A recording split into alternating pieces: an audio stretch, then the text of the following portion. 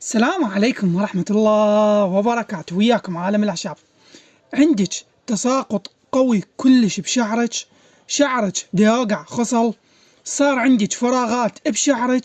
اليوم أقدم لك شغلنا احنا مسوينه كلنا، لا شركة مصنعة ولا أي شي، شغلنا احنا. اليوم أقدم لك العريشة أو الثقول. هاي العريشة تستخدم لتثبيت الشعر، كذلك لإيقاف التساقط القوي. مكونات العريشة أو بعض مكوناتها: السدر، الدباغ، الجفت، يعني بضع من مكوناتها. هي مكوناتها كلش هواي.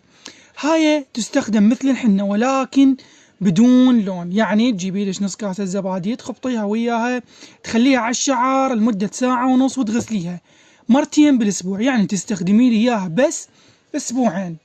وكذلك يجي وياها زيت، طبعا هذا الزيت عصرنا الخاص، يعني من مستخلص إكليل الجبل اللي هو تشوفونه قدامكم، وبذور الكتان، والكثير من مستخلصات الزيوت اللي نعصره بيدنا.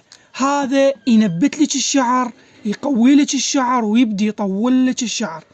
اليوم كورس كامل، خلطة أعشاب لإيقاف التساقط وتثبيت الشعر، مع خلطة زيوت لملء الفراغات وتطويل الشعر، مع شامبو صحة الغني عن التعريف الإيراني، يجي بالزيتون وبالثوم. انت شنو رغبتك بيه موجود. شامبو صحي بدون اي اضرار جانبية او مواد كيميائية. تحياتي لكم عالم الاعشاب.